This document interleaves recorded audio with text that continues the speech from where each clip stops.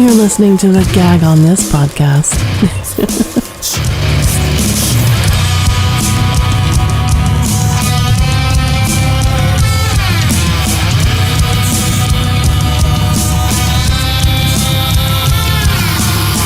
I see you standing up and I want to knock you down.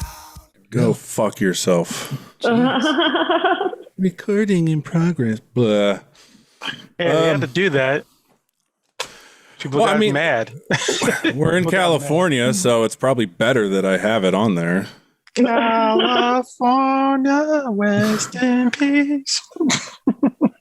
Oh my god! All right, this is the Gag On This podcast. That's the only way to start this, really. Episode description has the show and guest social media. Subscribe to our YouTube page. You'll hear and see the episode 2 days before it's released on podcasts. Follow us on social media. Like what you hear, leave a review. Hate what you hear, suck a donkey's dick. I don't really give a shit. I am Big Nick. I am joined by the Italian stallion, the luscious Danny D. Hey. Hey. I'm joined by my Portuguese lover and golf partner, Rob. How's it going? Wow, you two. We're both pretty fucking horrible. We got host of the Iambic Poetry Podcast, vice president of the Sacramento Poet Society, all around good guy, Sharon. What's up, guys? Off the change. I like that. Off the change. And we are joined by the hilarious, quite famous Frank Goddamn Castillo. What? Nah. So, you and Sharon know each other? Yeah. Right? Didn't we meet in San Francisco? You and I met. I know you and me met in San Francisco. What show? I don't know. I was usually just driving around with a bunch of people. That makes sense. Yeah. And most of the time I'm high as shit, so I'm just saying hi. And so I'm just like, yeah. Probably. Yeah, don't you remember, Sharon? You were pushing a cart through the Tenderloin. Was there a I bought that newspaper off of you. Is that a Costco? Yeah, it is. Yeah, I bought some jumper cables from him. It was dope. Yep. Jumper cables, yes. That's why I'm Mr. Reliable. Get you anywhere. Real quick, Frank, what is that a picture in the background? Are those two cats? Yeah, this is the Run the Jewels poster they had. Oh, yeah. Concerts. Oh, yeah, shit. Okay. Run the Jewels. This was the Jewels. The Shrine Expo Hall. Oh. Okay. Yeah. Do you guys know Run the Jewels, everybody? Yes. Yeah. Old white guy here. Yeah, dude, it was a great show. Well, Rob, do you know Killer Mike? Who he is, at least? No. Okay. Never mind. No worries. Lost on me. Yeah. He sponsored Bernie Sanders, the other black guy next to him. Have you watched Invincible on Amazon Prime yet? No. Yes. Okay. Is he on that? Run the Jewels is all throughout that. Oh, okay. Oh, yeah. I thought you were like, No. Killer Mike's the dad. I'm like, wait, what? No. No, he's not. All right.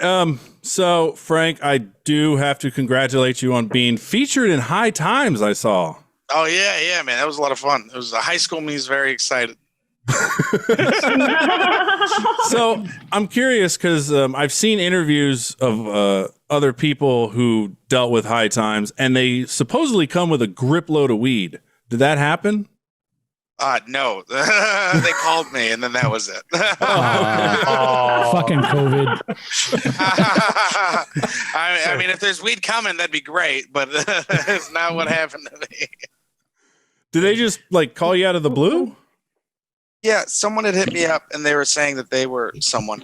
One of the writers from High Times hit me up. They're doing a kind of an expose on comics and people that are in the weed industry and stuff, and they highlighted me, Wolfie, and a bunch of other people. So it felt cool to be one of the people picked. Nice. That's awesome. And speaking of expose, you and I are part of the got blocked by Seth Simons. Yeah, man. Yeah, that shit's hilarious to me because I think comedy journalists and comedy critics are the absolute worst, in the sense that, especially Seth Simmons, because he's definitely one of those guys. Like, I do think he's a racist, in a sense that it's one of those things like, I think when it comes to being white and gay, I think your queerness is not a band-aid for your whiteness. That is true. Sense? That is true. So, like, I see how he, like, the people that he gets on and stuff, and I'm like, that's weird. Michael Che's a black man that's succeeding. You know what I mean? Like, Louis J. Gomez, as crazy as he is, he's still a fucking dude from the hood that fucking is succeeding. You know what I mean? So I also see, like, people who, like, talk about the comedy community, but they're not big up in anybody, or if they do, they're only big up in, like, one certain kind of group, where I'm like, oh, yeah, you guys don't mean anything you guys are preaching. Because otherwise you would talk about the young door guys that are killing it, the fucking minority. But they don't say anything about that. So I'm just like, oh no, you guys are just here to shit on people. So it's a lot of failed comedians that are just bitter when it comes to journalism, I think. Yeah. They didn't have enough sense to start a podcast. Yeah. Right. So for those of you that don't know, Seth Simons or Simmons, however you want to pronounce it, is a complete douchebag. He writes about comedy and how, like Legion of Skanks. Danny, you know Legion of Skanks? Yep. All right. Apparently, Legion of Skanks is Nazi propaganda and is all about the right wing, like conspiracy theory nuts. Yeah, so he can't really take a joke. And what cracks me up is he says he's like this big writer about comedy, yet he's like based out of a small town in fucking Idaho. And done like tour or anything. He's not in clubs. He's not. That's there's a lot of like people like that. You know what I mean? Yeah, I mean, everyone seems to have an opinion, and with social media, it's easier to get it out there. But it sounds like he has a following, and both of you guys have been blocked, so someone likes him. Someone likes him. 100%. Yeah, it's the kinds of people that like him are like the kinds of like liberal white people that I would run into through life that would be like, no, I know what's best for you, and I'm just like, oh no, I'd rather deal with racist people than liberal people that are like, I know what's in your best interest. You know what I mean? And I'm like, no, you don't. You get the fuck out. Yeah. Do you find that those guys tend to be vegan? Yeah, most of the time. You're making it sound like he's the Rush Limbaugh of comedy. He's not. It's just one of those things that like he's, I feel like it's misguided. Okay. So this was one of his articles. The comedy industry has a big alt-right problem. How safe spaces for transgressive humor, both online and in real life, helped breed a hateful ideology. Which, listen, I get that there's crazy ass people that think this way and stuff, but I don't see I feel like you can't cancel people that want to come see a show. You know what I mean? I think it becomes a dangerous slope. It just becomes really, really scary in a sense, So I'm curious, do you know how you got blocked? Because I know how I got blocked. I think I was just talking shit where I was just like, yeah, man, I think it's like, really, like, I was talking shit. I was like, I think it's weird that he only points out like bad shit and he's not like celebrating the successes of like people. You know what I mean? It's different if you're like, hey, these guys are all bullshit. I understand. Then you're like, hey, these are some people that are dope. It's always so like, because you stated the obvious, like, oh, okay, well, he's just gonna shit on people instead of like talking about the good things. Then he was like, oh, I don't want this guy speaking truth on my shit, so he blocked you. Yeah. It's just ridiculous. How were you blocked, Nick? I tagged him and used the hashtag #SexPestSeth. Yeah. It was a big thing on Legion of Skanks. They talked about how he's a sex pest and all that, and told people use the hashtag. So I was like, "Fuck it," I did, and then I got blocked immediately. You're such a follower, Nick. You're such a fucking follower. Hey man, we are Legion. What can I say? Whatever. So I do want to ask you. You were on Joe Rogan in the early ass days. I think you were what, episode 900 or something? Something like yeah. That's early. That's scary. Yeah, that's early. Jesus. Yeah. Well, because he's at like episode 3000 now. Is he? Yeah, that's probably hit 4 already. But yeah. I don't know. So is his hanger as intense as people make it? Like he has an archery range? I didn't go to the new one. I went to when he was in I don't know, I can't remember where studio was in. I think it was like when he had it in Los Angeles. And I went there, and that was fucking wild, bro. It was intimidating. It was intimidating. It was just like, you're fucking going to the fucking dojo. It was crazy. He's a great dude. Always been nice to me at the store. Always gave me great advice. It's just a cool guy, man. It's interesting when you see people that shit on the store and like the culture of it, because most of those times those people were never really in the store or like in the culture. So like I always see it's so funny when people like complain about like, all these people that are doing dumb shit and they're like, it's the store. I was like, it's just the building. The people are the problem. You know what I mean? Like the person who fucked up and did the mistake. People aren't talking about burning down the Improv or like the Laugh Factory or everywhere else these motherfuckers perform. It's just easier for bitter comics who aren't getting in at a club to be like, yeah, fuck, let's tear it down. It's like, all right, whatever. Wait, that happened? People want to burn down the Comedy Store? There's a comic who, at the height of the D'Elia Me Too shit, like a bunch of comics were like shitting on D'Elia, which fine. I'm not defending them, right? But certain people definitely got pops because they said like the most correct thing. One person in particular, the comic, was like, I can't wait to go burn down the Comedy Store, and then also said that the Comedy Store harbors rapists and pedophiles. Yeah, kind of a very bold statement, right? To label everyone that works there. You know what I mean? That'd be the church. So, yeah, right? So it was also one of those things I couldn't say anything when it was going on because I didn't want to, like, you know what I mean? It looks weird. So that comic was doing a guest set at a show. The show had 2 paid regulars on it. And when she went up, she told them that the credits to use were performs at the Laugh Factory and the Comedy Store.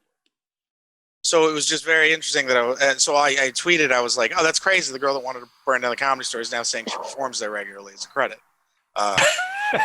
So like the argument that I was making was, it was like, it's interesting that, you can complain about something in a place when it benefits you, but then when you need it to get into a club for stage time, you can use it as a credit, right? Yeah. And then it kind of devolved into a bigger problem that I was talking about was, D'Elia got canceled. They pulled my debut TV episode along with like 4 of the people that battled, right? And one of them was a trans person, one was a kid in a wheelchair, one was like Middle Eastern. It was literally like 5 people from like marginalized communities.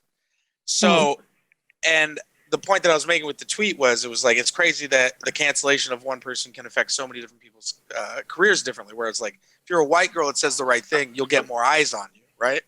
Whereas like, if you're a minority, the mistake of a one guy can literally erase your TV debut. So I was like, what really happened? You know what I mean? Like, what did we really do here? It was like, he's still going to tour. He still has his podcast, and his openers now run shows. Who were the people that were really hurt? Like, who got punished? Yeah. And like, people are just like, oh shit. And I was like, yeah, man. Like, what are we doing here? Danny, do you want to ask questions? I don't want to like impede because she keeps like opening her mouth, but then I say something, so I don't want to. No, I'm hella high. I'm pretty drunk at this point right now, so I don't have any questions right now. Like, I got questions for him off air. I don't have questions for him on air. Oh, what? No, give me a question. Yeah, I'm just fucking with you. I'm just fucking with you. No, it was funny because I was like kind of like fangirling when I saw you like sitting over there. I was like, oh my God, I think that's Frank. And I was like, hey. Which is I'm super excited. You're so fucking cool. Thank you. Which is so funny to me when you said that when we were chilling in San Francisco, because you were just like, I just, you know what I mean? I didn't know how you were. I was like, I don't see myself as that at all. Like, I don't. When people were like, oh, this guy's famous. I'm like, I don't feel that way. I don't. I think a lot of it is. Yeah, you don't act that way either. You're hella cool. I think a lot of it is just comics see a guy that's hustled and like has done it the correct way, but a guy who's gone through the system. So people just kind of like respect it and stuff. So it's a different thing because like regular people aren't like tripping about me. You know what I mean? Right. Yeah. I go to like an open mic. People are like, "Oh my God!" I'm like, "All right, listen, it's just right." 5 minutes. Yeah, I feel it. Danny wants a battery-powered bong too. That's a Puffco. It's for what? It's for who? It's for what? haven't I'm the smoked only pot one in that over does 20 drugs years, so I on don't this know. Podcast. You haven't smoked pot in over 20 years? No. Yeah. Never cared for it. They're I all like the other missing stuff. out. Oh, what was the other stuff? No, just pills and hallucinogens. Nice. Yeah. I've done mushrooms, never done acid though. Ah, Ooh. mushrooms are better. Yeah. Unless you ask Nick. Yeah, no, Acid's fuck, amazing. fuck mushrooms. Nick, are you not a mushrooms guy? I think I gave him Nick's the not a shits, drug didn't guy. I? I'm the only one that does drugs on this Yeah. podcast. Well, I used to And- do. The reason I don't do drugs is because I did a lot and I did them very well. But no, He did all the mushrooms. drugs. Mushrooms, I've had horrible experiences. The worst, and these guys all know, is I had 3 spicy chicken sandwiches from Carl's Jr. topped with buffalo sauce and No. mushrooms. And I had the most explosive shit as I was peaking. Oh my god. You're not supposed to eat while you fucking do hallucinogenics anyways, especially mushrooms. You want I your put- stomach clear. I put them on the Really? stuff, so I ate them because Yeah. they're gross. Yeah, and also like because there's this weird thing when you do mushrooms, like you're very aware of what's going on with your body. Yeah. So, like if you eat on mushrooms, you're very like aware that you're like something's Yeah. sliding down my throat in my body. I feel it. Yep. It was not good. Oof. Oh. But other drugs were fine. I had no issue with that. Yeah. I mean, meth. I mean, I see so many advantages with that, Nick. You know, what's not like? Well, all right, all That's right. not the drug to do. Coming That's why from you have a problem. Coming from a thrifty standpoint, meth is so much better than Coke if you want an It is upper. I'm very just cheap, saying. you know what I mean? Yeah. Yeah. Just fucking. You could have acted like you had ADHD and got on Ritalin. It's the same. A lot of Yeah. people accidentally smoked meth. Isn't that kind of crazy? Accidentally. Yeah. Like I've heard stories of people who are like, yeah, I smoked meth once. I was like, how? And they're like, it was just No. something good I had. I was like, that's that. You got to be kidding me. Like, I feel like you just smoke. Like, I feel like no one accidentally smokes meth. Well, yeah. So you can like accidentally like do a line of meth and not Coke. Like if you're dumb and you just don't know, but like you Wait a accidentally minute. smoke meth.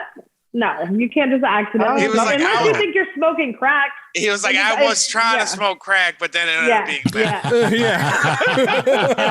Couldn't tell the difference.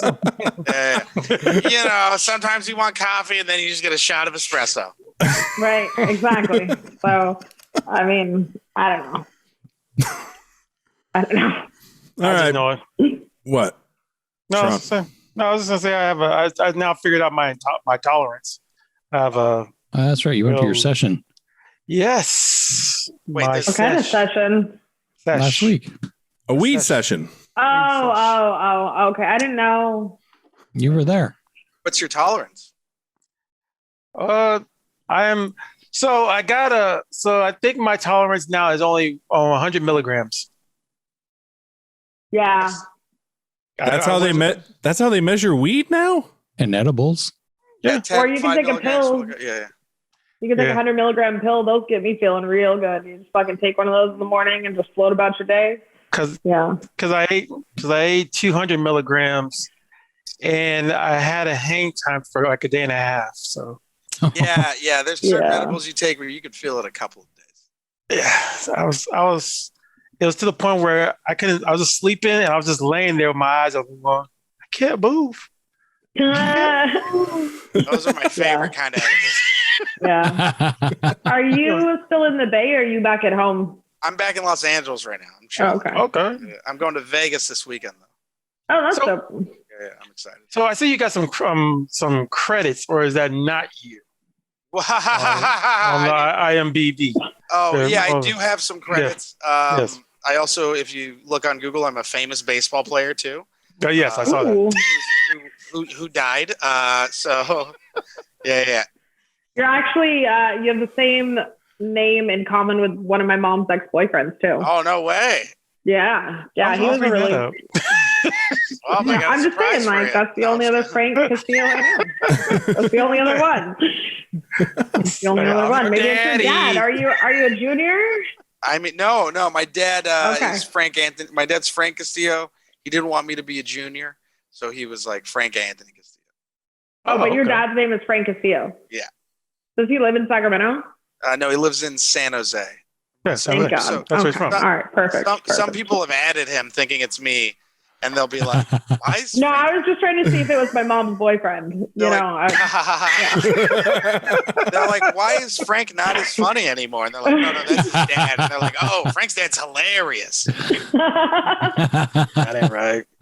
That ain't right. Yeah. No. That would have been great if his dad was your mom's boyfriend. Like you found out, like this is your brother and Maybe. shit. No, they didn't have kids, man. You don't know that? You don't know that. Shit, I don't know that. She got concerned. She's like, let me think about It was that. like for a a second. it was like a boyfriend she had when I was like in high school. Oh yeah, you would have known. I Yeah. mean, you know what I mean? It could have been. Man, his parents are still married, and his mom watches this episode now, and she's like, "Who the fuck is this girl?" Like, I Fucking don't. 3 weeks from now, I'm taking Yeah. Danielle on the road, and they were just like, "We can't talk about why." I just had to. It might ruin a marriage if I don't take her on the road. That's right. She has some information. Get that call. Get that call from your dad. Like, don't talk about my past. That's right. That's right. My dad's like, "Listen, you need to let her feature and pay her more than what you're going to make." Oh my god! Because I don't want to pay child support. I need to see a picture of your daddy. Wow. Daddy. Wow. I posted a picture of my dad on my Instagram, and I had a friend hit me up and be like, "That's kind of hot," and I was like, "Gee." Oh yeah. Multiple women have hit me in my DMs, being like, "That's kind of hot." I'm like, Jesus. Did your dad know this? Oh yeah, he does. My dad's very aware of how attractive he is. Oh, that's cool. He I used to definitely play- would like to see your father now, though. He used to play baseball and she was an athlete. And Nice. my mom was telling me that like people were scouting him at like the height of his college days. People were scouting him, and then she was saying, she was like, we couldn't go anywhere. Women would just fucking throw themselves at him. She was like, Are your parents still married? no. Oh, No. All right. All right. Okay. She was like, yeah, man. She was like, grown ass women too, like with families, would be like, yo, what's up? And I'd be like, what the fuck's wrong with you, bitch? Sometimes you just can't help it, I guess. I don't know. Yeah. So I saw a picture of you and Joe Rogan in Austin. Did you open for him? When was that, in Austin? Yeah, I did. I'd opened up for him like I think a year and a half ago. We did like a few theaters. It was my first time doing theaters, and yeah, it was fucking crazy. Was that before he made the move? Before he made the move. Nice. Yeah, that was a cool trip, man. First time where I flew first class. Nice. Yeah, and first time I did a big theater, intimidating as fuck. It took me a while to figure out how to like do, cause the jump between full ass clubs and a full ass theater, it's a big ass jump. Yeah. You really get to learn and really understand how your 45 minutes in a club is like 20 minutes in a theater. Because you're just like, oh shit, this is like, you really like start to understand the word economy, really deliver. Because that when you're doing a theater, you're performing your joke. You know what I mean? Right. Whereas, like, in a club, you're like telling people your jokes. You know, this thing, it's like, it's a whole, like, yeah, you're putting everything you've crafted on display. So like, it was a great experience, but you definitely learn a lot of like the fundamentals where you're like, okay, I see where the squeaky wheels of my act are. But it was great, man. It was like, dude, it was a lot of, how do I put it? I was very lucky because like you got to go through a lot of stuff to be able to do arenas or theaters. You know what I mean? Not everyone gets to do shit like that. Right. So to be able to experience that, I was like, oh, okay, now I know how to move different. Yeah. I hear How long that. have you been doing comedy? 10 years. But go ahead. I was gonna say. I heard that there's always a delay in the joke. Yeah. When you tell the joke, you have to like wait for the laugh. It's a delay because Yeah. people don't process it like that. Yeah. And it's also like, it's got to go up into the ceiling. Oh. So like the first time you do it, you're like, oh, are they laughing? Are they not? You're like, oh, it's weird, like finding this pacing in your footing. And the best way that I described it, it was like, it's doing stand up in a theater is like being in a batting cages, but you can't see them shoot the ball. Fuck. Okay. right? You can't see them like it's coming, and then you hit it, and then you got to wait to see if it even. You just don't know where. You know what I mean? You got to wait to hear it. Well, that's what all the fucking the comedy shows and the fucking mics and the everything else. Like you should be able to just bat in the batting cage blindly because you should be able to feel it by the time you're doing a theater. Yeah, I at least that's how I think. Yeah. Well, it is. Yeah. You're up there and you're like, I don't know if I go through enough mics to get used to this. You know what I mean? Yeah. She's talking Jedi comedy. Yeah.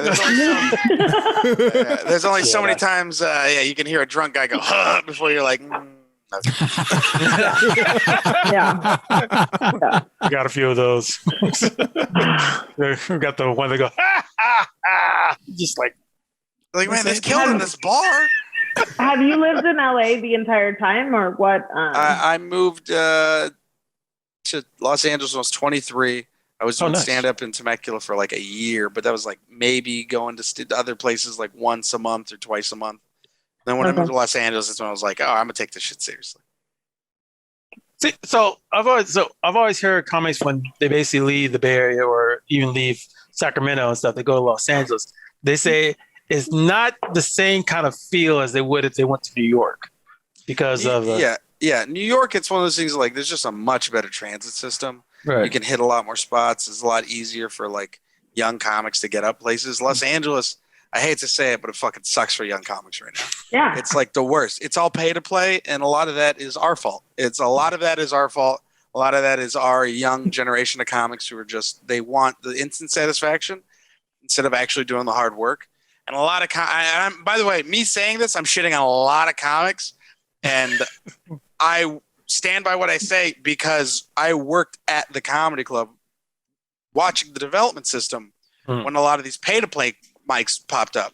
So I would watch a lot of comics with completely unearned confidence who just spend about $400 at like the Fourth Wall or Bert's Back Room, and then they go and they go in front of the talent coordinator and they fucking eat a dick, and they're just like, I don't understand. I spent this much money and performed in front of my friends. Why aren't I better at comedy? It's like, well, because you didn't. Yeah. It's crazy in LA right now. Are you doing the LA Comedy Club in Vegas? I might. I'm probably gonna pop in on a few of. What's his name? Oh God, I'm so high right now. Butch Bradley. Oh God, Juan. Oh God damn it. I know who you're talking about. Edwin San Juan. Yeah. Edwin San Juan. There you go. Yeah. All right. Oh, okay. He's a cool guy. I like that guy. Yeah. By the way, if anybody is wondering, this is the theater he's talking about. That is fucking massive. Yeah. That's 3 tiers. Shit. Man, Joe Rogan. That must have felt weird with a better turnout. Yeah. Dude, sold out. Yeah. That was good, Rob. Get a laugh at the corner. Get a laugh at the corner. Yeah.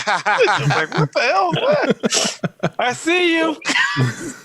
That's funny. So I do want to ask you about, and also congratulate you on becoming a paid regular. I mean, you were up there with, you got a paid regular spot when Tim Dillon did too, right? Yeah, it was me, Tim Dillon, Miss Pat, and Laura Bites. We all got past at the same time. Miss Pat, nice. Yeah.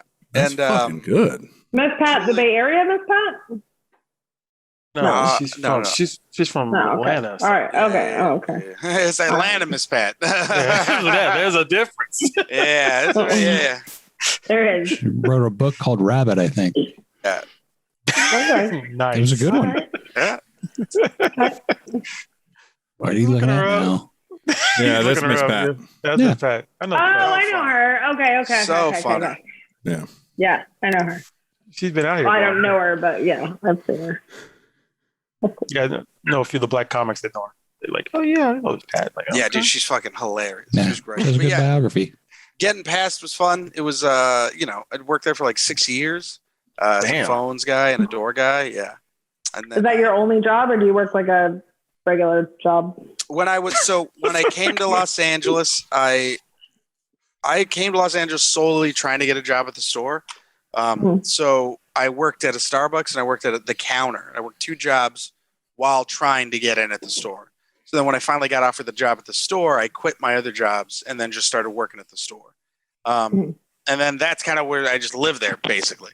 I fucking answered phones, took out the trash, I did everything. And then, you know, started opening up for people and then got passed. And then I still kind of worked there and tried to like, you know, was trying to get my way out. And then, now I don't work there anymore. And I just do stand-up. How long have you been married? Has your wife been through like this whole thing with you? Because I know she have a wedding. She's been here through the whole thing. She was there like a year into me doing probably like 6 months into me doing stand-up. And then I told her I was going to move. And then she was like, all right. And we just made it work. That's awesome. That's awesome. She came up and stuff. And so day one.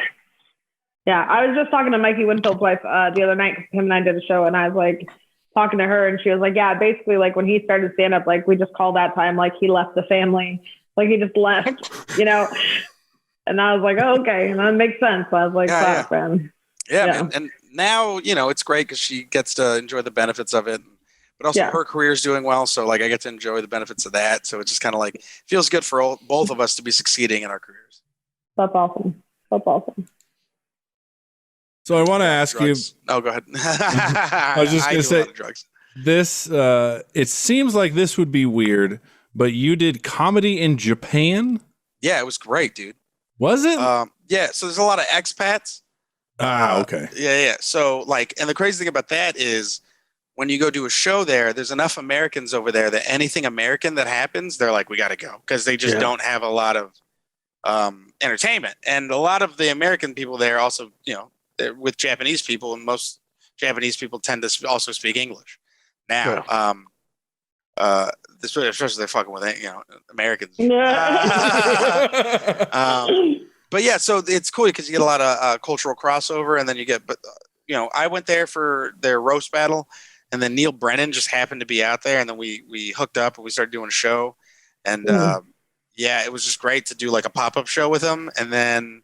We fucked around in Tokyo. He showed me a cool bunch of like shops and shit, and he gave me a bunch of money. It was dope. It was awesome, man. That's cool. Yeah, man. He was a cool fucking dude, and I got to eat sushi all night, and it was just a cool fucking trip, man. I had never been out of the country before. You know, I've gone to like Mexico. It's like I'd never like traveled. And my wife was terrified because she was like, "You're gonna go where?" And I was like, "I'm gonna go to Japan." She was like, "All right, who's taking you?" I'm like, "This guy just hit me up. And he's got a hotel for me and some money, and I just gotta like get on this plane." And she's like, "All right, man. Hope you don't die." And I was like, "Yeah." I'm like, "Hey, hot chicks do it all the time. Why can't I?" Touche. Now, is Japan the one where they squat when they poop? That's Japan, right? No, the bathrooms. No, they have bidets and stuff. I think you're thinking. They got those robot toilets. Yeah, dude. Over there, you fucking stand up to shit. It's crazy. They got a whole fucking thing. They got like a whole fucking toilet that comes out of a wall and just fucking lifts you up like a VR fucking machine. Oh, you got lucky. The rest of Asia, you got to squat.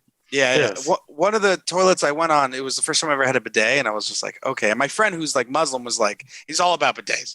He's like, he thinks Americans are fucking disgusting with their toilet paper.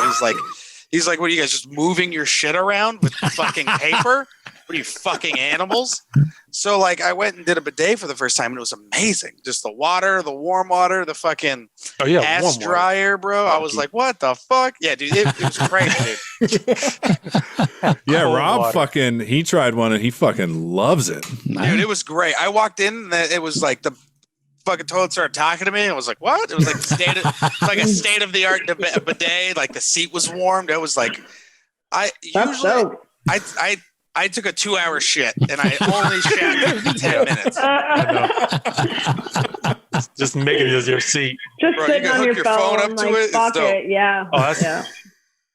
Oh man, dang. You know that's what the Idiocracy was trying to tell people. Yeah, 100%. Oh, he's got a cat, Rob.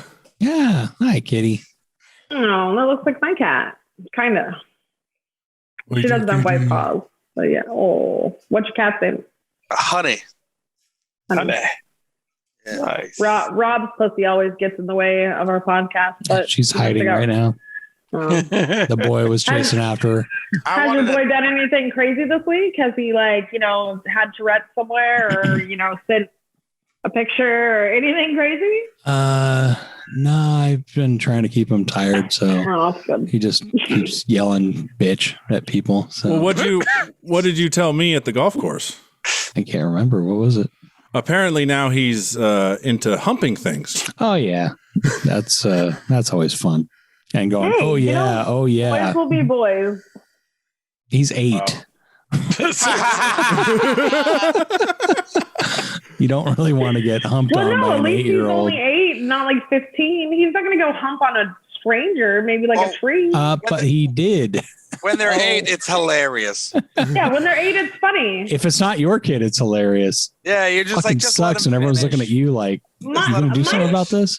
My son's going to kill me, but he'll never know. Anyways, he doesn't listen to shit. Wow. But when he was like 6 or 7, he would go around and just smack girls' titties, just play drums with them. And he would play drums with mine too. And I'm like, boy, you've got to stop. You've got to stop. And he would just go around and just smack titties. And I'm sorry, I can't. This is what he wants to do right now. And most of the ladies would be okay with it. Yeah. Most guys, if you were their mom, would be. I was a little horrified, but I was also I'm not going to stop him. I'm not he's fine. He's fine. He's fine. Maybe he'll be a good drummer. Yeah. He's not, but he likes titties, I'm sure. I mean, at least we know he likes titties.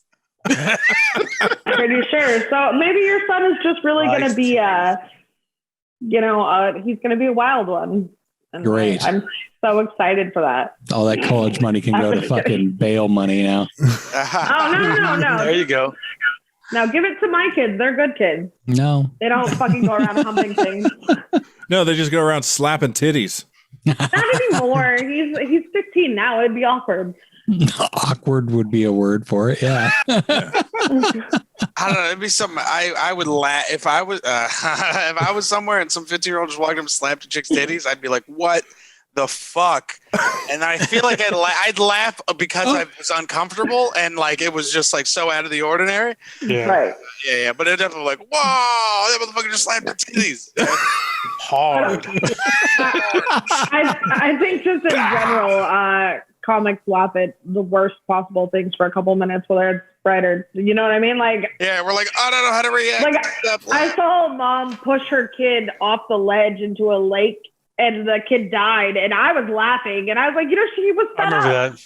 And I was the video? Yeah. Well, so the bitch said that someone stole her car and then killed her kid, but the park got her on video. So she walks this kid out to the ledge and she pushes him off and she runs off, but she's not old so she can't run. It's kind of funny. But I was like, Emma, at least you could say I've never tried to kill you, on our worst day, honey, I've never gone to the lake and tried to push you off. Exactly. So to me that made me feel good. I was just I'm a great You're at parent. least I know I'm a good mom. I didn't kill you yet. That's the good Yeah, one. I laughed and she It's a base level. My daughter was like, something is wrong base level with you. Moms are no joke, man. Dads just walk out and disappear. Moms kill the little fuckers. Yeah, dude.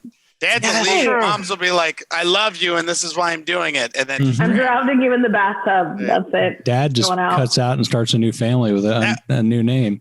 That was the crazy thing. I remember there was I can't remember what comic had a great joke about it. It was the mom who drowned her 3 kids. Chad Daniels.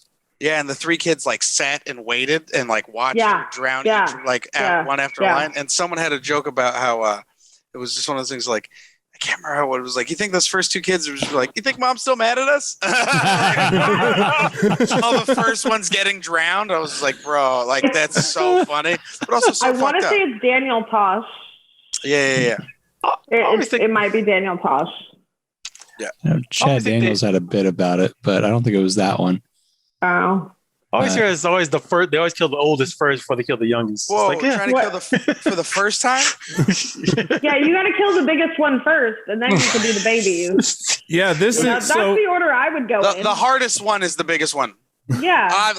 if you got to kill your kids, obviously the oldest one's the toughest. Yeah, the oldest one gets it first. Yeah. The youngest one, you can like be like, hey, we're gonna go for a drive, and then you just fucking drive off the cliff. Wow. So apparently that chick that pushed her son tried to kill her son before? Yeah, she did. It was the second time. Huh. The video, and I mean, shocking and heartbreaking. We're told this is Patricia Ripley. Oh, that's not right. Son, the kid doesn't look like he's right. Of a canal. He's not right. She's stroking, that doesn't matter. Walking around, and in a single move, shoving him into the wall. Watch her run. Kind of got a. Oh, what a fucking! She tried to run. It was weird. Oh my god! Oh, wait, does he not know how to? Oh, that's great. Yeah, he's autistic. Like he can't swim. Oh, okay. Okay, Dude. but it's not everyone is made to fucking deal with that. You know what I mean? Like she fucking tried it once. She obviously didn't get arrested. So she did it again. Once. But my daughter she broke out in tears and was like, "There's something wrong with you." And I was just like, whatever. You're You're like, yeah, there's something wrong with me. I got a daughter that can't appreciate that I haven't killed her yet. At least Chris Benoit had the courtesy to take himself out after he took his kid out. That's crazy, bro. That's insane. Fuck. Yeah. That upset me seeing that video. I guess I don't have the Danny gene. Well, the good thing is he didn't die then. So we didn't watch a murder. Yeah, but he had the same, but the kid was simple enough to go through it a second time. Well, he loves his mother. Yeah, man. Yeah, I mean, if I'm not my mom, but like if I told my kids, hey, we're gonna go do, especially if they're 9, they're gonna do whatever I say. Exactly. Plus, all right. You My guys kid all wouldn't have. fall for that. I was about to say, you guys all have kids. Now, let's say you pushed your kid into the lake, okay, and then you run away. Okay. Well, couldn't you play it off as like, oh, you fell, and I thought it was funny, so I was running and playing hide and seek. Well, and wouldn't your It kid? could have, until I was the running video to get caught help. you. There you go. You Until fell. the video caught you I pushing panicked. And your I needed child. help. Yeah. She didn't even push him. She like grabbed him and threw him. Yeah. Yeah. Because he knew better. He'd been there before. He knew better? Damn. Yeah. I mean, she tried it like a month before. That was the video from the first time, I think. Yeah, So that wait was a minute, the first she video. tried twice? Yeah. She No, succeeded she the tried second once time. and Obviously. The first Fished him out time, and did it again. yeah, the first time we saw the kid got out. The second time was like off a fucking cliff. Yeah. Oopsie daisies. Wait a minute. Hold on. So no, I'm trying to see Child Protective Services. Where the heck are they on this one? Because this is ridiculous. You know, by the time the paperwork hadn't processed yet. She tried The to get paperwork hasn't processed? Yeah, she tried to get right away. Like, I don't see CPS getting involved right away, especially depending on where it was. They could be busy. The guy's like, I got a lot of shit that's processed. Yeah. My bad. Shit, I haven't assigned a worker. You see this bar? It's like 70%. I can't do anything until it's 100. I get it. Yeah, I get it. Yeah. Okay, I can see I that. don't know. Whatever. No, I can see it. I can see the bureaucracy of the problems. Like, There's a great Netflix documentary about I think it's called like Who Killed fucking something, but it's about a kid who was like left in the system, and basically about how like that little Mexican kid. It's the trials of Gabriel. Something? Yeah, basically where you come and find out that like they had every single opportunity like to fucking save this kid, and like they all fucked up. And I think it was any charges ever come about? No. Yeah, no, they sued him and they got like a shit ton of money. Like whoever. Yeah, his family sued him, and he got a shit ton of money. I don't think enough. Hi, kid. What up? Hi. All right. So I do want to ask something before we get on to our famous thing, and then a random topic if we have time, and that is you being the champion of Roast Battle on Comedy Central. Now it said Roast Battle 2. Yeah. Like, is that season 2? Yeah, season 2. Oh, okay. Because I saw it and I was like, I don't know if that's like a knockoff. My Comedy cat Central attacking. Can you see the? Oh yeah. Yeah, I see him. Fucking with my arm. He's on. Yeah, roast season 2. Season 1, they had like real like famous people because they wanted to make sure they got a second season. And then season 2 happened. They had a lot more younger comics and people that like originally were in the show.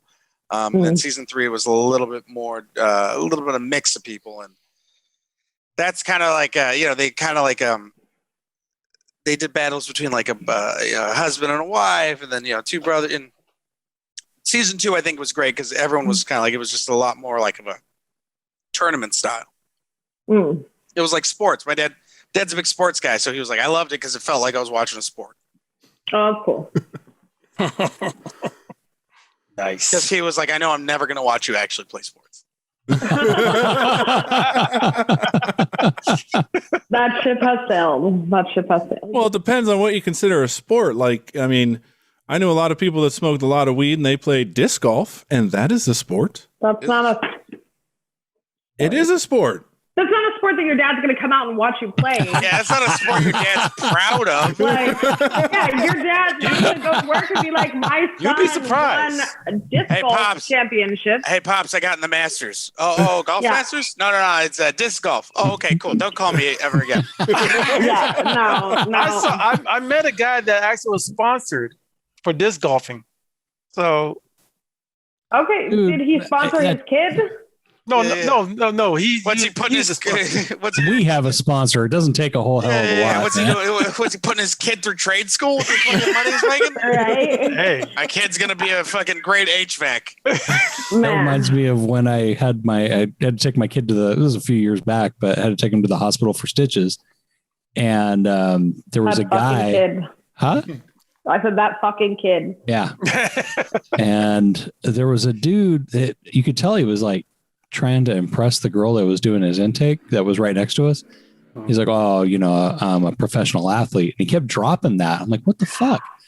And fucking dodgeball. And she just looked at him like, okay, you can sit over there. Dodgeball's a dope ass sport. Man. Sure, but you don't use it to try and get trim. It's like he dislocated his shoulder.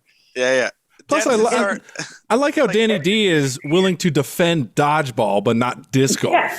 Okay, because I've tried to play disc golf and it's fucking stupid. Because it's difficult. You weren't good at it? Yeah. Number one, I wasn't good. I'm not good at any sport, number one. Number two, there's just a lot of walking. I threw my disc into a creek and it's just not like, and the guys that played it had their hair in buns and they were like, no, come on. They had like Save Tahoe Blue or Keep Tahoe Blue stickers in there in Sacramento. Blue. Get out of here. Get out of here. I could see man buns being in dodgeball. No. Dodgeball, you're going to have bald guys. Whoa. Bald guys. Oh, those are my favorite, Frank. And then you're just going to have they're going to be stocky and they're just going to throw the shit out of those balls. And yeah. And this was a little skinny dude. No. Well. But he was the captain. He made a very big point of saying. See the C on my jacket? It's a Letterman's jacket. It's sitting a little lower because that shoulder's dislocated right now. Yeah. All right. Does anybody have anything else they want to ask the great Frank Castillo? No. So I see Sharon thinking. So Frank, you're gonna come back up here to do any shows? Yeah, I feel like I'm gonna come back in 3 weeks. Okay, cool. I feel because my boy's got a cool place and flights are fucking cheap and I've got nothing else to do and it's like, well, might as well just go because I know I can get a lot of stage time there. Los Angeles, right. I can get up at the store. Absolutely, I can get up right, and then there's other places around town I can get up. But a lot of the people that run the other shows, it's kind of like I've known them for such a long time that I'm just kind of like, do I really want to let you decide whether or not I'm funny enough to be on your show? You know what I mean? Yeah.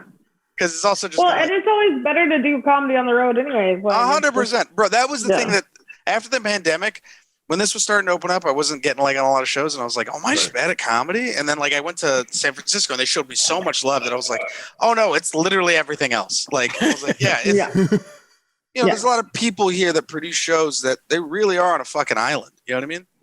And they take heart to it that they're like the king of it. Listen, there's not a lot of comics that can real comics can go to San Francisco hang out with comics and like just be like, yeah, let's do some spots. You know, that's kind of like that's why like I liked going and hanging out at Andrew's spot. You know what I mean? That's why like when you're like you're so cool and approachable, I'm like, yeah, man. Because what else am I gonna be? You know? Right. You know, we're all hanging out at fucking bars doing stand up. Like what is, you know what I mean? Right. This is the shit that I love, you know? I love being in clubs. I love hanging out with people. I love doing stand up. I love talking shit. I'm just going to be continue to do this. Okay. I know a few people in Vegas that do stand up and stuff, and they some of them like it, but some of them feel like, you know, you're just putting yourself in a position like, okay, waiting for this guy to get off. Come on. Yeah. It's like, okay.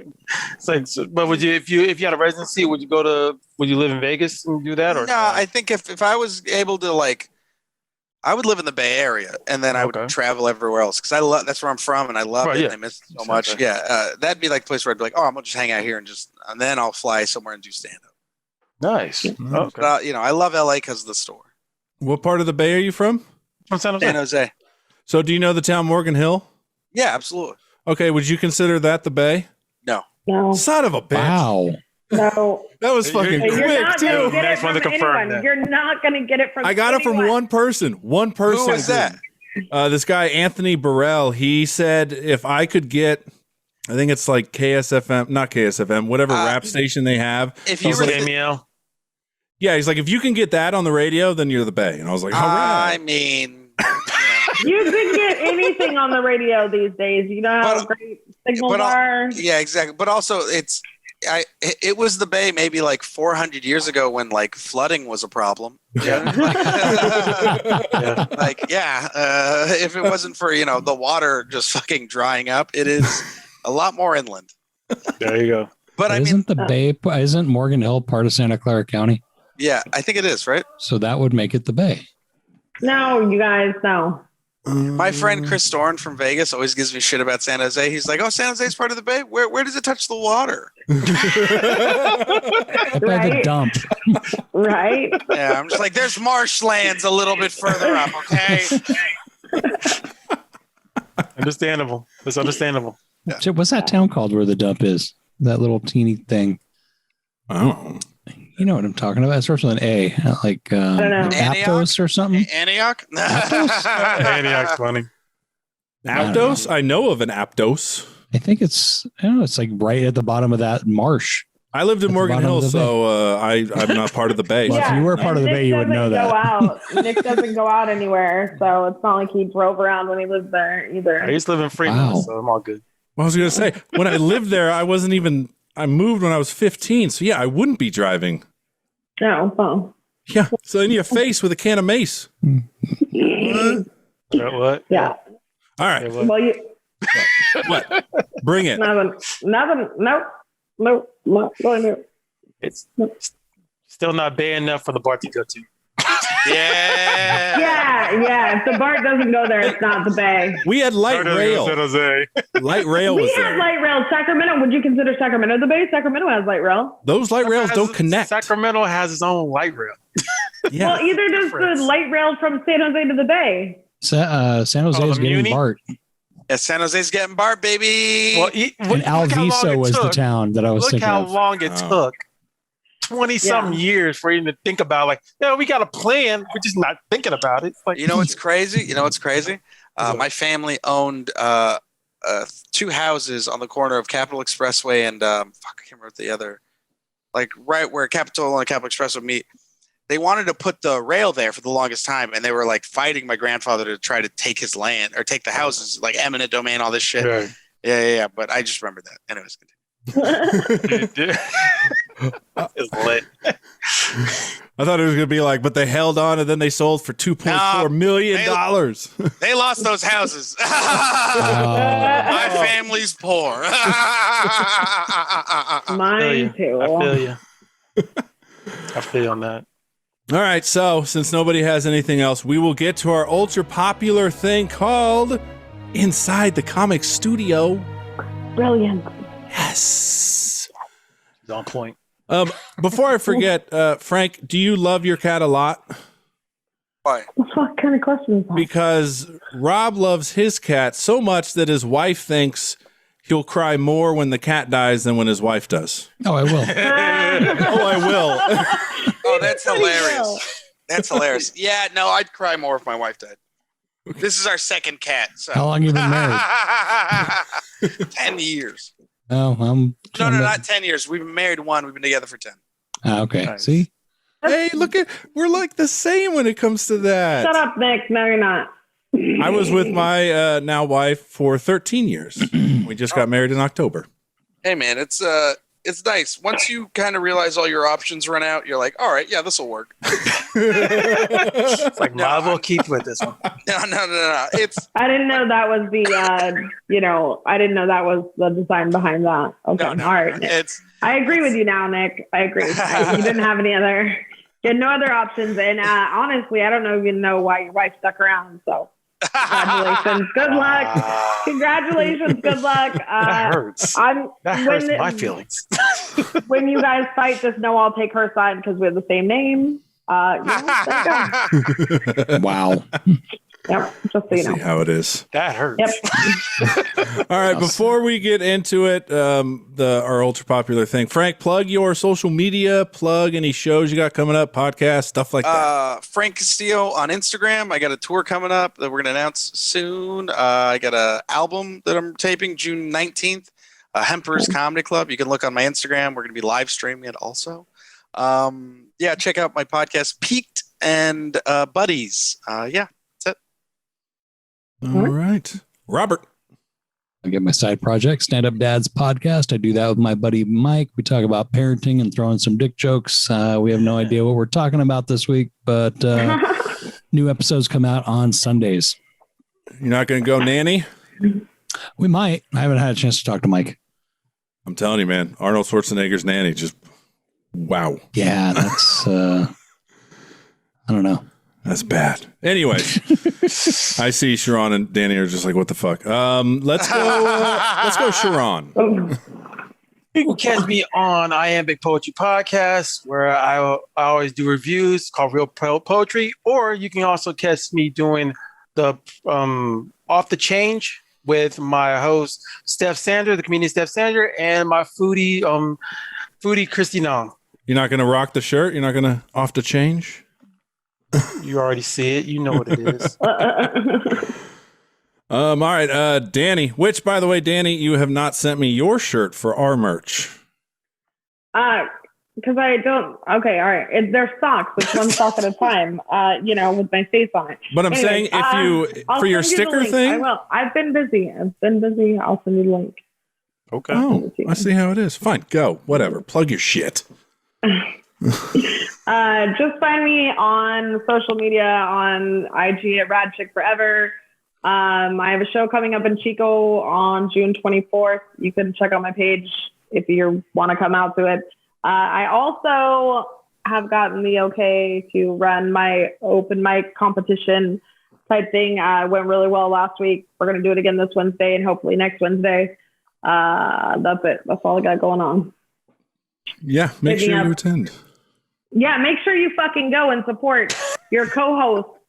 Especially if you only live 2 miles down the road. Well, I'll be at work all day tomorrow. I will. I doubt I'll even be getting off until 5:30. Oh, good. It starts at 7. Well, I take the light rail, so. I'll pick you up.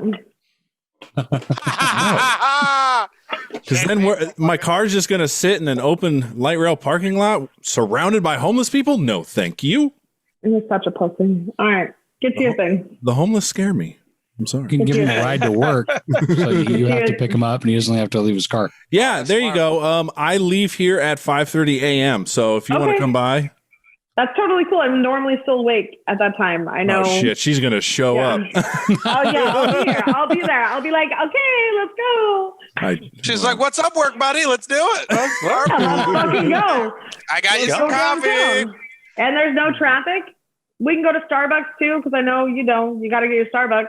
She's like, you want some breakfast? Oh, yeah. Oh, you can't. Then you'll be stranded because she'll have a DUI. No, I'm a responsible driver. All I want to go to Canada one day, a little iffy. All right. Follow me on Twitter at the Big Nick J. It is popping. Okay, Frank, what happened there? I just ate an edible, so. Oh, okay. Okay. I thought like there was an earthquake or something. Like you were like, holy shit. It's about to be an earthquake. I'm gonna take a shit after this. All right, well, This thing's been brewing for the past 20 minutes, so. well, we'll get through this and then we'll let you go take a dump. So have you listened to the podcast before, sir? No, this is the first time. Yes, that's what I like to hear. Okay, so we do this thing inside the comic studio. We ask all comedians the same 5 questions. First question is first joke that landed well. I used to use a joke, and a girl actually. I used to do so. I filmed my first set that I ever did, and I put it online like an idiot. Forgot about it. I started popping like a few years, like I start getting like I start popping, right? Someone from high school, this girl I used to like date, sees that I'm doing well, so she tries to show her husband my stand-up, right? And I guess she goes, this is a guy I used to date, or like however she introduced, right? So the first joke I tell is this girl I used to date in high school, I ran into her recently, and she goes, oh, you do comedy now? That's so crazy, because in high school you were never funny. Oh. And I'm like, oh, that's thank you for that. And then she's like, I'm married now. And I go, oh, that's crazy. You're married now? Because in high school, you used to fuck everybody. First joke I ever wrote, right? And I guess she showed it to her husband. And mind you, that joke was like, no, that joke wasn't about anyone in particular. But she was just like, was this joke about me? And I was like, no, not at all. Such a funny thing for him. He was like, this wasn't about me, right? And I was like, no, why would you think it was about you? I was like, we didn't even have sex. She fucked everybody. But you. No, It's yeah, crazy that was what people like, think. yeah, and it was also like, we did, it was just so funny. But I was like, I'm so sorry, I was like, it wasn't about you at all. You know what I mean? You were like the sweetest person in the world to me. So I was like, wow. I wouldn't like shit on you. So it was just so funny. All right. Next question is favorite thing about your local comedy scene. You can do Bay Area or LA, whichever you prefer. So Los Angeles, favorite thing about Los Angeles, the scene. For me, at the level that I'm at right now, is just being able to like hang out with all these people that I've always respected and always looked up to, especially not being a door guy anymore. Because they used to watch me for years be the guy who'd be like, hey, here's your spots. Hey, what's your avails? I'd have to like fucking talk to their assistants, all this bullshit. So now to be like on the same lineups as them and not be in any working capacity aside from just being a comedian that's like making money and shit, it's a great feeling. And that's probably like my favorite thing about here. San Francisco, the community, absolutely the community, all the young comics, all the hierarchy of everything. I think San Francisco's got an insanely strong scene. And I used to be LA all day. I still am because of the store and myself, but just San Francisco, it's like if I had a chance to start over, it would be in San Francisco. Cool. All right, and there's Rob's kitty. It was banging on the door. Oh. Yeah, show her face like the white part because she's kind of blending. Yeah. I was like, what are you touching? Touching my pussy. Oh, man. All right, next question is the exact opposite. One thing you dislike or would like to see changed in the local scene. Pay-to-play mics. If there's no more pay-to-play mics in Los Angeles, I'd love it. I wish there's a lot of comics, I think, in this scene in Los Angeles that are scene kids. You know what I mean? The kids that are just doing it to do something. They're kind of like lost. You know what I mean? Like I see a lot of comics who are doing this, and it just kind of feels like it's like, oh, this is what you're doing until you quit. You know what I mean? This is what you're doing until you find the thing that you really like to do. Yeah. And that's fine. You know what I mean? But there's people out here that are like killing it, who are like hungry and like need the stage time. And maybe that's like a little bitter and maybe a way of like thinking that isn't like the most correct, where it's like, I think when you see people that are funny and talented, you should absolutely do everything you can to cultivate them. And I see people that are like not that funny or not that talented that we all know aren't going to be here in like a year or two. I think wasting our time on them is a disservice. Because Mitzi used to say, she was like, the worst thing you could do is encourage a mediocre comedian. Yeah. Yeah. And it's a hard thing to swallow for a lot of people to be like, are you good or are you not? You know what I mean? But I agree with that though, 100%. So it's like you're not the only one with that mindset. Yeah. Yeah, the pay to play, has that like pushed out the free open mics down there? Yeah. Completely? So the thing that I say is just like, when I moved to Los Angeles, I'm a fucking poor kid from East San Jose. You know what I mean? Like, I'm fucking dog shit, poor dog. So like, when I come to LA and I see that all the places that were free mics or signups or whatever are gone now, there's a weird part of me that's like, I feel like there's, now there's you're pricing people out. Mm-hmm. Your price. Yeah. Now you're putting a monetary value on how to get better at comedy. When it should be, that was the thing, is like some people just don't want to wait. You know what I mean? Mm-hmm. When I was doing it, Mondays, I would drive around to 8 different spots and sign up at multiple places and then double back and then do all the sets, because that felt more valuable to me, like, yeah, I'm spending money on gas, but I'm also investing in myself. Right. I think if you're paying for a pay to play mic, yeah, you are investing in yourself, but you're investing in paying another person's rent and doing stand up in front of your peers who are also not as talented as you, or not that good, or also just still trying to figure it out just like you. So it's a weird way to judge and get better at comedy. What would happen if someone decided, I'm going to start my own mic and make it a free mic? Would they just get run out, or? No, I think that person should be celebrated. And I constantly encourage comics like that. There's a lot of young comics who are like, what should I do? Should I run my own show? And I'm like, you should host your own show. So you're on stage all the time, get to know these comics, get to know these people, make friends. Really like fuck with the people that you fuck with that you think are funny, and then, help and cultivate, whenever I go to a scene and I see a comic that I really fuck with and love, I'll post about them on my social media, because that shit's free. It costs nothing to uplift someone else. So when I see comics that are hosting a good mic and they're like, I fuck with this person, I fuck with this person, this was given opportunities and really trying, they're in it for the art. They're in it for the love of the game. A lot of people that are just in it for the money and not for the love of the game. Sorry, I'm writing notes. Sorry. Yeah, man, you get me stoned, you get me start talking about comedy. Like my friend, I just hold court, man. I'm so opinionated on this shit, Well, we're just trying to get through it so you can go take your massive dump. I don't have to shit anymore. Is that crazy? Held it on that long. Yeah. I think it's funny. I feel like I emotionally shit. Is that only 3 questions? That ain't right. Yeah, there was only 3. I do want to say before I forget, though, it's funny that Missy Shore said never promote a mediocre comedian, yet she was willing to put her son up there all the goddamn time. Whoa, damn. yeah. She made him jump through a lot of hoops, man. Yeah, I'm not a huge fan of Pauly Shore. What can I say? And I get it. Oh. Danny's just shaking her head like, you motherfucker. I did like Son-in-Law. No. I mean, In the Army Now is pretty great. So is Buffalo. I'm sorry. What was the one? Fucking shit. What was the one where they like dig up the guy? Encino Man. Oh yeah. But you also gotta understand, like, how old are you guys? I'm 39. 36. So like, all right. So do you, Rob? Do you remember when Pauly was on MTV? Oh yeah. Like, do you remember? Like, that was the thing. It's like I didn't quite understand or realize that my dad had explained to me, was like MTV was just starting. Yes. Mm-hmm. So a whole generations of people watched Pauly Shore every day, to a point where like this was their guy every summer for like 6 years straight. So when he started really popping, it was a cultural thing. Mm-hmm. So like when we go on the road, it's crazy to see the fan reaction and like how people are around him. Like, I've been with Rogan, I've been with Jeselnik, I've been with all these people. I've never seen anyone freak out like a Pauly Shore fan. Really? Really? Yep. Crazy. Only time I've ever had to like fucking hold people back and be like, you know what I mean? Fucking wild, dude.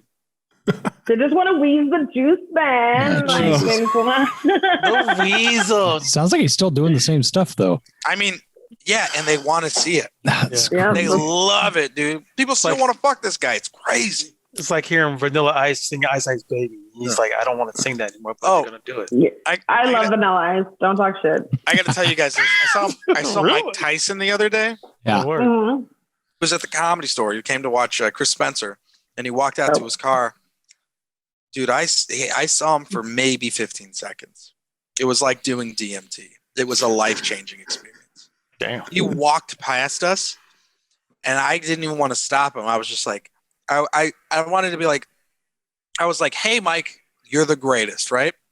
But all that came out was, this dude is such a fucking alpha Yeah. that, like, I watched two of the other guys that are bigger, buffer, taller than me do the same shit I did, which was like, we both just took 2 steps back, up against the back of the wall. We let a tiger walk past us. It felt like going to the zoo and there was no glass. I didn't even want to like alert the fucking animal that he was like, that I was fucking, you know what I mean? And I don't mean like animal because he, you know what I mean? I mean, like, that man's a fucking, dude, bro, he was like walking slow and shit, but it was one of those things that like watching. I feel like Mike Tyson is walking towards me. Like, it was like, you know, it was like my life flashed before my eyes, but it was like also everybody else's life that's ever flashed before. You know what I mean? Like, I watched the lives of everybody that's ever been knocked out by him. I watched their lives flash. You know what I mean? Like, I watched all the highlights in the split second he walked past me, and I was just like, I don't want to like stop this dude because this guy's he's fucking. It was crazy. Are you comparing Mike Tyson to Pauly Shore? I mean, yeah. By the way, they're remaking Encino Man too. Are they? Yeah, and it's supposed to be. I think Pauly Shore's in it. Sean Astin, I guess, is going to be in it. So, I'm gonna say this now. Pauly Shore's career is gonna have a crazy resurgence. You think? Weird to say. Absolutely. That's weird Because to say. he did that house party movie. That was like a movie he did, I think, himself and stuff. And he just had a bunch of like really funny Comedy Store comics pop in and stuff. But it was good enough and funny enough and wacky enough that it was like, you know, he's older now, he's different, he's funny, and it's still like the people that loved him before are now going to love to see this older version. And it's like, I feel like he was definitely trying to chase like the young magic and stuff. But it's just one of those things like, yo, there's something about nostalgia that comes around that I think, especially this day and age, people are going to love to see him come back again. Wait, do you believe that Trump's getting reinstated in August? No. Okay, we're good. like, Are you comparing Trump and Pauly Shore? Is that your comparison, Rob? Very similar audiences. From what I've opened up for him, yeah. All right. Next question is favorite local comedian. Favorite local comedian in Los Angeles right now?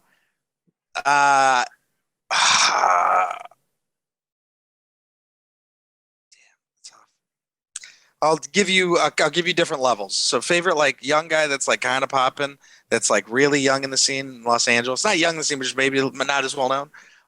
Gerardo Alicorn. I'm gonna fuck his last name up.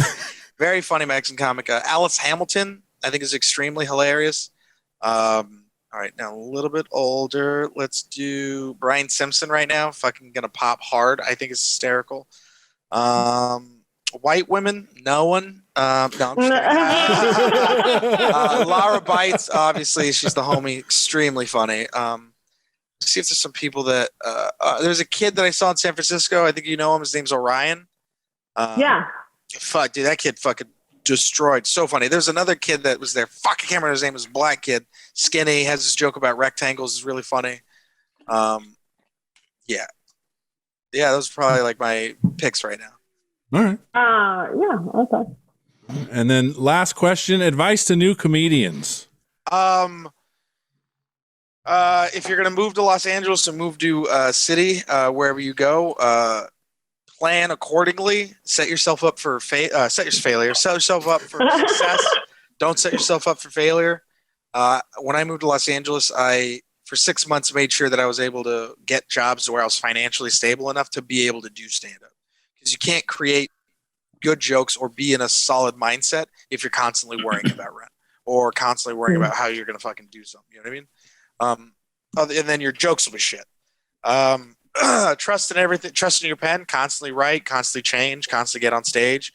Don't take anything for granted, and just have fucking fun.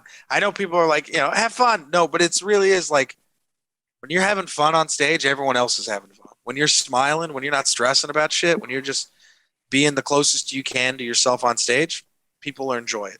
And at the end of the day, it's about making people laugh. We got to make people laugh. Yeah, that's about it. All right. Yeah, don't rape anybody. That's probably the other one too. Yeah. Danny. I'll take that in mind. I'm sorry. Okay. All right. Fuck. I think that would be advice to long-standing comedians more than new ones. Yeah, 100%. Literally. And 8-year-old boys. Yeah, don't be slapping titty. Don't be slapping titty. Well, do what you want. I don't know. Don't rape, but do what you want. Don't slap titties. Don't do what you want. Now we got to shit again. Thank you guys. Yeah, thank you for coming on. So much. I appreciate it. Frank, you're amazing. Everybody stay safe. Have a good one, guys. Thank you. Thanks, man. Later. Take care, Frank. See you.